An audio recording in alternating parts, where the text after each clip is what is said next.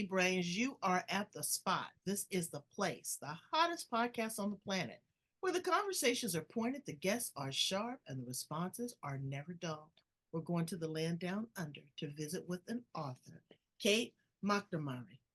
I am not saying it right. I still don't think I'm saying it right. Macnamara, but she is absolutely brilliant. She had a spiritual journey, and through that, she found a healing. She's a psychotherapist, but the coup de grace is that through all of this, she has compiled it into a book. One huge book, but it's a trilogy. She's going to do a reading for us, and we're going to talk a little bit about her journey, what she's pouring into other individuals, and what she's learned on her spiritual quest. So let's welcome her to the show. How are you, Kate? I'm good, thank you, April. And you? I'm doing pretty good. I'm doing pretty good today. It's pretty warm here. I see you have a scarf around your neck, so it must be winter there in Australia. It's winter in Australia, and I think, well, we don't get as cold as some parts of the US, that's for sure, but it's cold for Australia. So cold is like what? I think we were -1 overnight again, so just below zero overnight, but it's been okay during the day. Like we get up to 13, 14 during the day. Do you Celsius, of course. right? Is it snow there? It's not here where I live immediately. It does snow in the Victorian mountains, so it's just about an hour to the southeast of where I am. Oh wow. So please share with our listeners, our brains, how you show up in the world. I run a private counselling practice here in Albury. I have done for 20 years, over 20 years. So I'm a psychotherapist and counsellor as my main role, but also I've become an author as well, which you've mentioned.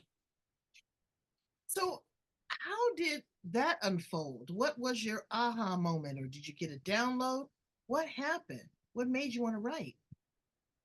I had written some before, but in 2012, I mean, I was puttering along in life, busy with the practice. I'd already been on a spiritual journey since the early 1990s, and busy with life and family and all the rest of it. And I received this message in a mystical experience that I was to document what was occurring in my life.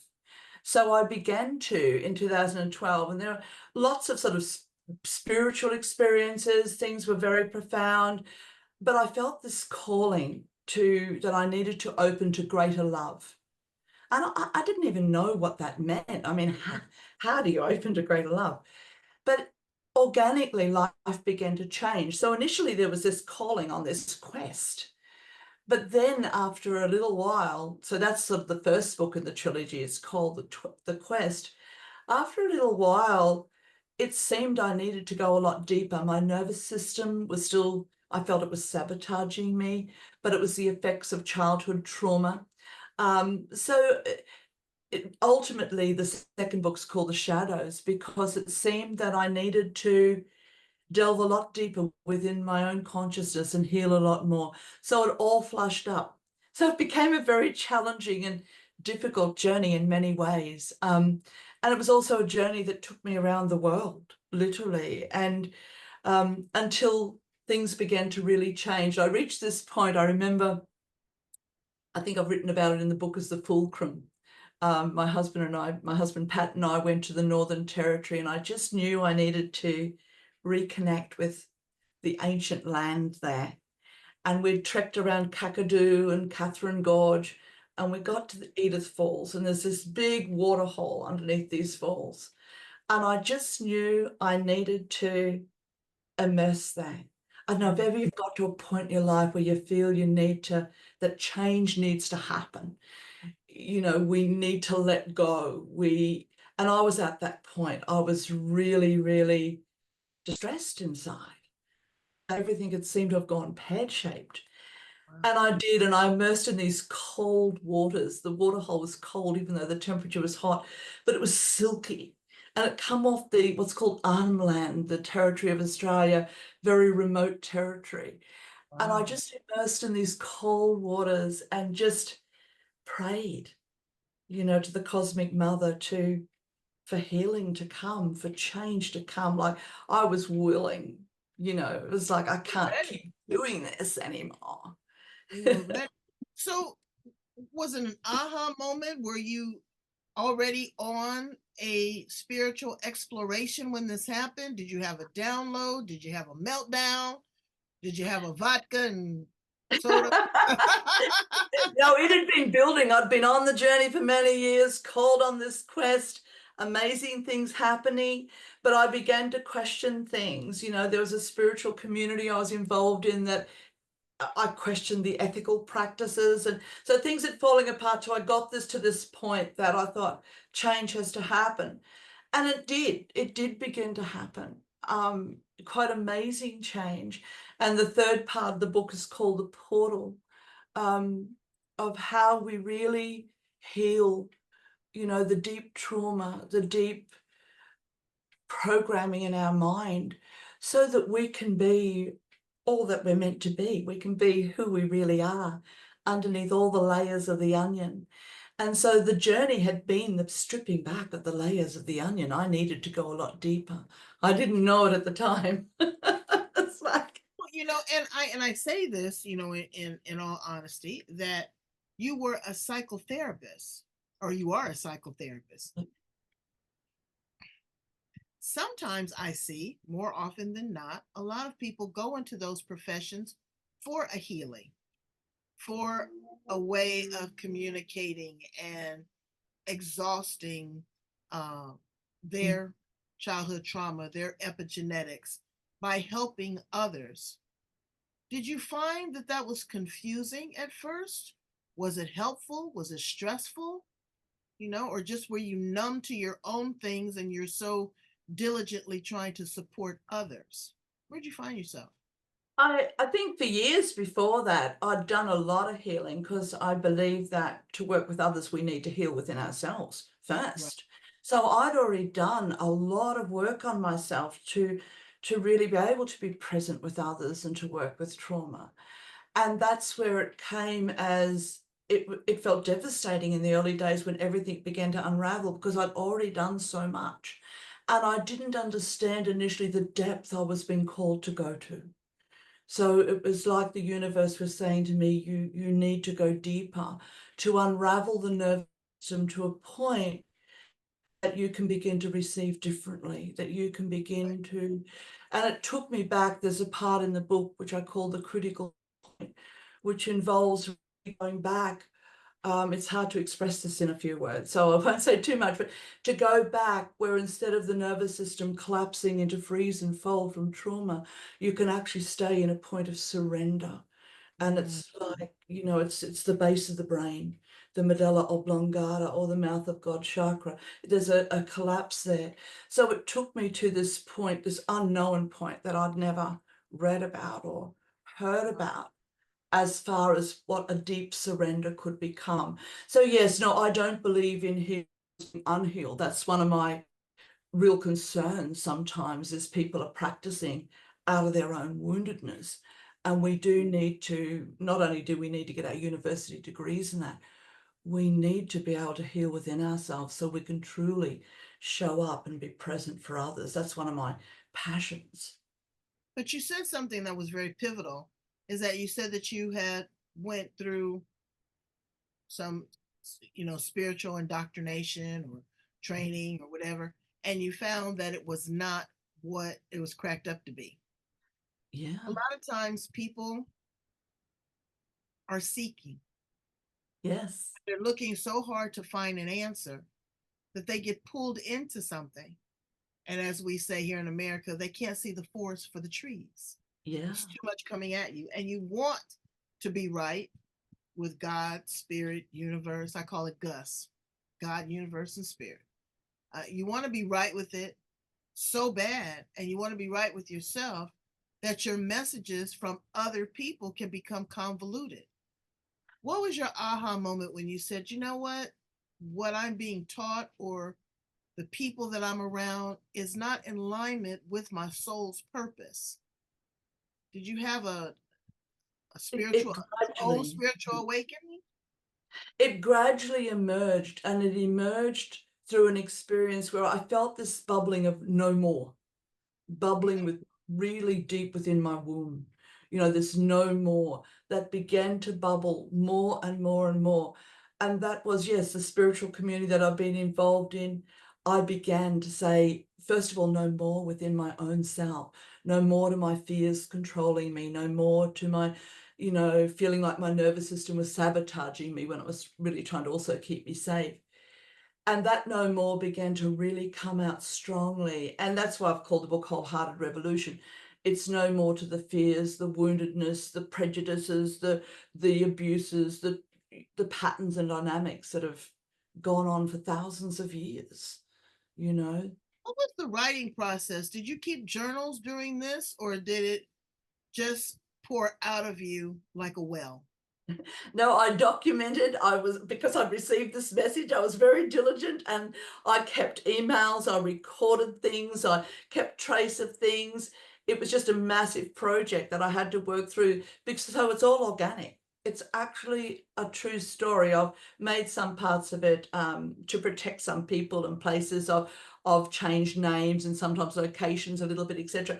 But it is the organic journey, even though I've needed to reduce it in parts because of the size. It is just how it actually incredibly unfolded. It's Right. it's actually an organic journey. And the writing process is so treacherous within itself. The writing, the rewriting, the editing, and then after you do all of yours, then it goes to an editor and she says, this isn't quite flowing, or maybe we should put this in the front, or maybe we should put this in the middle. Did you find it challenging, or because you were so excited about the project, it just kind of flowed effortlessly? It was both. The main part of it, when I tuned in or if I didn't know what to do, I often just prayed and left it and go to bed. And often at 4 o'clock in the morning, I'd wake up.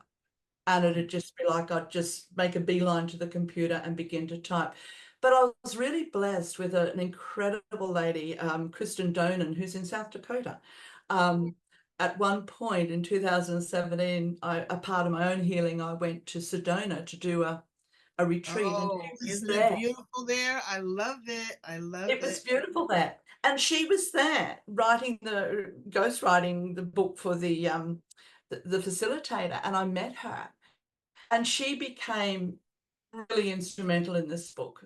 She was more than an editor. She was able to sometimes hear where I was at to be able to sort of interview me and then get me to go deeper.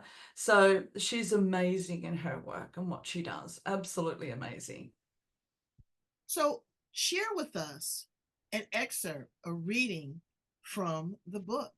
I can't wait. I'm excited. Okay, so there's two parts. I'll read one out of the one chapter and then I'll go to a second part in another chapter. Now, And show this, us the book first. this is the book, Wholehearted Revolution, a trilogy. Wholehearted Revolution, a trilogy. All right, we're ready. So I've been traveling in Australia with a friend, and it was the big bushfires of 2020. So it's towards the end of the book. I remember that. Okay. After picking up supplies in Bateman's Bay, we head north. Very quickly, the road is met on both sides by charred forests, and smoke still drifts from slowly cooling logs.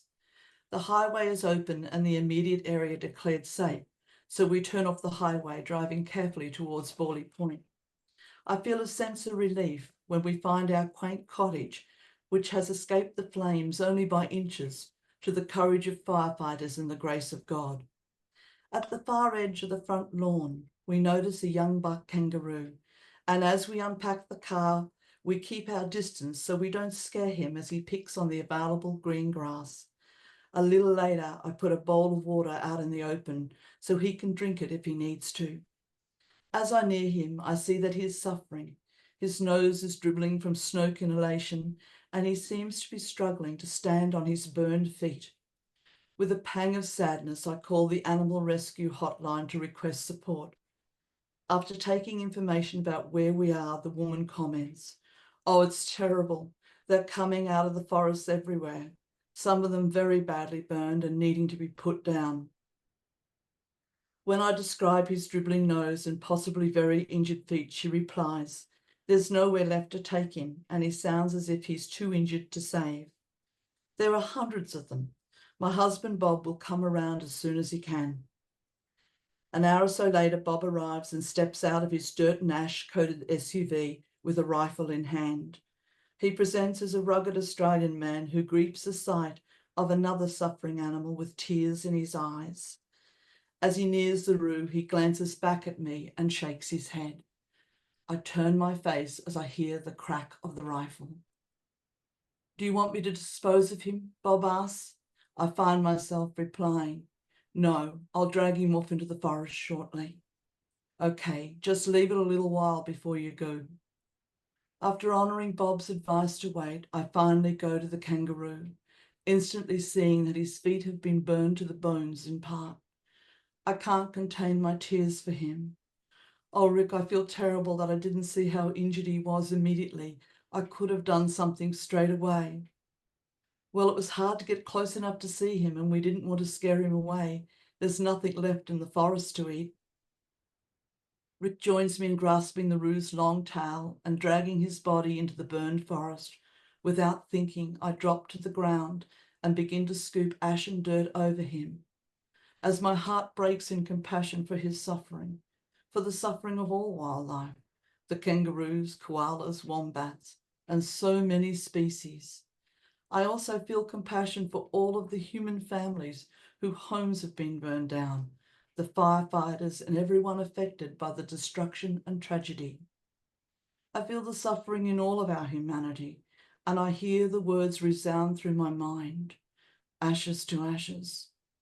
A flood of thoughts and feelings rushes in through my consciousness as we lay the roo to rest, and then I silently walk away to scrub up at the back tap. "Are you okay?" Rick lovingly asks. I give a little nod as I realise there are no words to even share what I have just experienced. I sense there is a purpose in what we're experiencing on this trip, even laying this poor little kangaroo to rest, but I cannot consider that in this heartbreaking moment. And then I'll just turn to a chapter in the middle of a chapter. News reports of the raging bushfires in many parts of Australia, including New South Wales South Coast, reveal horrific devastation. Some of the coastal towns that Rick and I visited only weeks ago are now besieged by firestorms. Day turns to night, and black ash showers upon them in the red glow of catastrophe. Many lives are now lost, thousands of people stranded, hundreds of more homes turned to ash, thousands upon thousands of animals destroyed, and 7 million acres of forest and land charred, and there's presently no end in sight. Another heatwave is forecast in the next few days.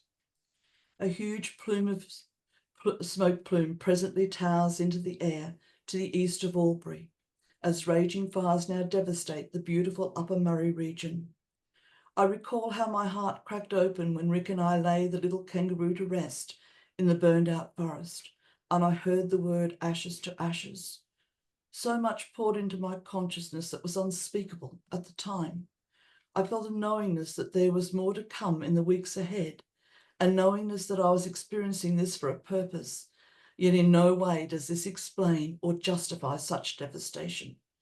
And in the moment, I cannot imagine the purpose or how this disaster might speak to my personal journey in any way.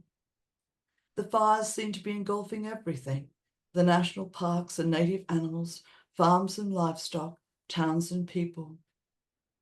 I wonder whether we need to listen more closely to our traditional landowners who have cared for the lands for thousands of years. Surely they have thoughts as to how to manage the lands in a more sustainable and caretaking way. As I spend time in presence with devastation, anguish and heartache for what is occurring, I realize that we have the courageous choice to meet suffering, loss, grief, and trauma with deep compassion, support, and love, even right in the midst of it. Even in the midst of destruction on the scale of what Australia is experiencing in these moments, I realize that we cannot transform this world through the negation or denial of our humanity and our suffering. We can transform this world only by embracing all that we feel, by opening to all suffering with compassion, support, and love. We can respond to destruction with love for ourselves and others. We can remember love right in the midst of the ashes, where our hearts bleed in sorrows. In those moments when my hands were scooping the dry, burned earth over the little kangaroo, I felt myself as one in being with God. We all are, which we all are, because of this union, which is possible for each of us. We all have the power of creation within to greet suffering, loss, grief, and trauma, and destruction with compassionate love. This is our very power of creation, instilled within us, for our holy origin is God. Imagine what we could do if together, as one, we all met suffering with compassionate love. That is so beautiful. And I could follow you the entire way because I could see as the parable as you started to tell the story about the kangaroo.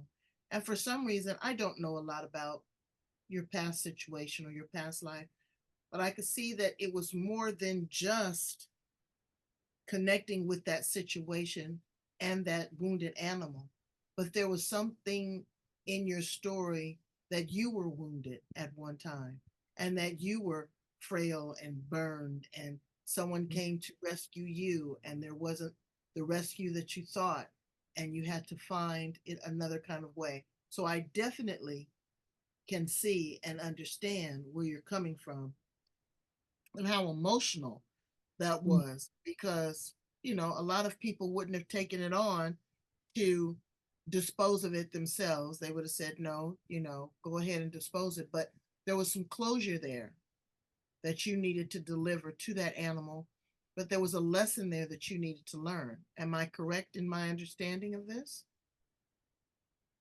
Yeah, I think it's the importance that our suffering, even in a lot of spiritual communities these days and a lot of self work, it tends to go to the positive very quickly, even in a lot of psychology. And it can gloss over the woundedness, that's there for many, for across our world. If our suffering isn't acknowledged, it feels negated and denied. And the wounds, it's like sticking a pretty pad and bandage over the wound, but the wound still festers. So the journey really taught me that we need to feel acknowledged. We need to feel heard and understood. And when we feel heard and understood in a compassionate, safe field, we naturally begin to heal. Our consciousness has incredible healing abilities, and in presence, what I call the unified field, the field, it's soul to soul, Mm, that creates a field where miracles occur. mm, But it never starts with the glossing over. We need to meet each other right in the midst of it. mm. And we stand in that fire, so together, then we can heal. Then we can begin to create the spaciousness that allows us to receive, the inspirations. In lots of ways, I call it the return of the divine feminine, the opening of the womb spheres, coming Right, out of the intellectual mind into our wholeness, our spaciousness, where we can receive inspirations, innovations, motivations.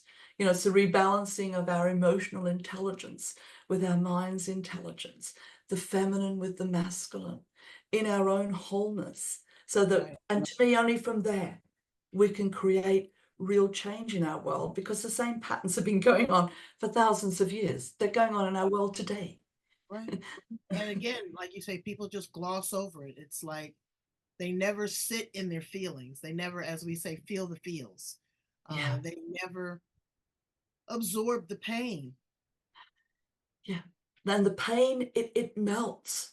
The woundedness melts when there's true safety, when there's true presence held. It melts. And we're able to heal. We're all able to heal, incredibly so. And then be able to live a life that we want to, and to be able to fulfill our passion and our purpose for why we're here. Do you feel that you have healed, adapted, or overcome? I think all of those, April. I think, yeah, there's healing, and I think we all continue to. I think we're all a work in progress. I think anybody who says they've made it somewhere, I walk away as quick as I can. We all continue to evolve. We all continue to become more of who we are.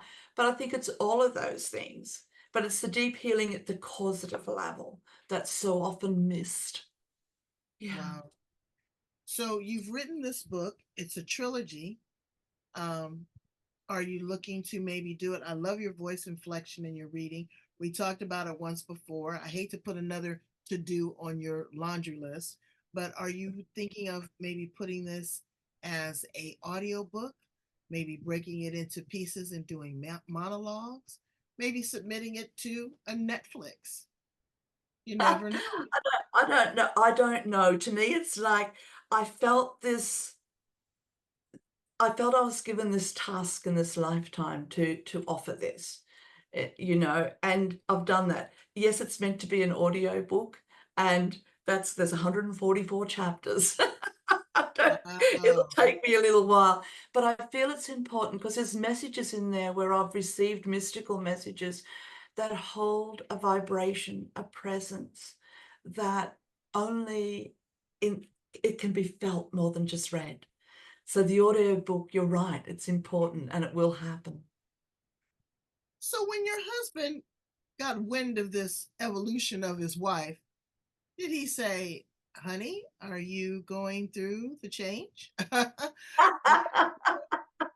Oh, did he think? Because you know what? It is when we go through something as women, we go full throttle.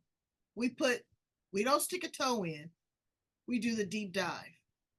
And a lot of times, others, not necessarily our spouse, but our friends, our relatives, our children, are not on the same trajectory. They are not going at the same warp speed. And they're looking at us like we have antennas. What kind of reception did you get from people? Or were they, or they were understanding what you were going through? no, I don't think there's very few that even knew. In fact, until somebody ever reads this book, there's very few that really know. Pat, it was hard for him. I went on a journey that took me all sorts of places. I had a male friend during that time, that 9-year period. It was really, really hard for him. And he didn't understand what was really motivating me deep within. From the surface level, it could be motivated, seen as being motivated for all sorts of reasons. But there's also something with him. He's a really steadfast, incredible man, more courageous than anyone I know. Because while I went through all of this, and while he went through his own hurts and journey with it all too, he's been the one that's held the fort together often when I've been stretching my limits to heal, stretching my limits to do all the things that I need to do. This man is still here. And we had our 40th wedding anniversary in April. And we just had ours in June. That's a whole podcast within itself, you know. But understanding that, and it is such a gift. It is such a gift and a blessing to have someone to ride the wave of Oh, uncertainty with you and support you. A lot of times people will throw in the towel and say, you know what, you're doing way too much, girlfriend. I'm out. yeah. Or you have a meltdown and you'll say, you know what, we're not on the same page. Yeah. You know, Yeah, all of those things could have, but for some reason, in amongst it all, I never felt to leave. We were separated for quite a period of time, even though we shared our home, and in a way that gave me the freedom to do everything that I needed to experience. Yet there's just something between us. It's like he doesn't know, but deep down he knows. In unspeakable but words, he oh, knows. right, because he's also getting his downloads of to how do I deal with this? I love this woman. I want to be with this woman, but we've got some, we're agreeing to disagree at this point. We're consciously Yeah. uncoupling. And so how do I bring this back together? So, a lot of times people don't give men the credit that they deserve because they do cry brains. They cry and they do have feelings, and they do have, he has his own struggles. So he's dealing with that, trying to save a marriage, trying to Yeah. maintain, but still they want to still be a man. It's hard. Yeah. Yeah. It's Yeah. hard. You have Incredibly children? courageous. Yeah. Do you have children? I have 2 adult children and 4 grandchildren. What did your kids say? They haven't read the book. I don't know. Oh, They yeah, so that will be they may or may not do that. So I think, oh, they will. And and they'll do it at the most unassuming time. I mean, because it's a lot to ingest, and it's another side of their mother that they did not know. yeah. Yeah, there's a big side there, I feel, as close as we all are, there's a big side there that they don't know. And it's taken really the writing for me to put it into words. Speaking particularly from the effects of trauma many years ago, Hmm. I couldn't express myself very well. So there's a side that's expressed in this book that, yeah, it's different. How has this helped you in your professional career with your clients evolve? Mostly, I think what's evolved more and more is being able to be truly present. Over the years, I've also created what I call the 3-tiered wholehearted empowerment process. It's an overarching framework of supporting people to really heal. The first level is how to meet ourselves in the everyday, how to de-escalate our nervous system, how to process emotions, etc. The second tier is deep healing. And the third tier, of course, is getting to know who we truly are, which can happen all the way along. But holding the presence has become deeper, I feel, really supporting people to heal at the causative level and to create real and lasting change in their lives and to connect with their own passion and purpose, that sources them. So I think it's just continued to go deeper and deeper and deeper and evolved more and more and more. Well, you have done an incredible job, and I thank you so much for sharing your truth, your journey, your passion, and your words with us. Please tell my brains how to get a copy of the book. If they have questions, if you might be doing an online, Mhm. Q&A, how can they follow you, Kate? Okay. Well, I'm just releasing the website called www.wholeheartedrevolution.com.au. It's got an AU on the end of it. The book is available in Australia as a hardcover and as an ebook on Amazon. And in the US and the UK, etc., and Europe, it's available as an ebook on. And I think it comes up in whatever Amazon you're on. So if you search for Wholehearted Revolution, Kate Macnamara on Amazon, it'll come up with the ebook. Well, we're definitely going to follow you. We're going to give this a lot of replay. Brains, go back and re-listen. Re-listen to her excerpt, the passion. See how you can connect, how you can find the parable, how you can use your own story and Yeah, align it with the situation that you've run across to yeah, help you uncover and discover who you are, heal, and move forward in this thing called life. Let's yeah, see the cover of the book again. That's beautiful. Absolutely beautiful. I'm yeah. proud of you, Kate. I really, really am. That's a Thank lot of you. work. That's a lot of work. It was a lot of work. A labor of love. Brains, I need you to go in and love, like, share, and subscribe. Love, like, share, and subscribe to the YouTube, to LinkedIn, to Twitter, to Instagram, to one of the 20 outlets, iTunes, Apple, Spotify, Spreaker.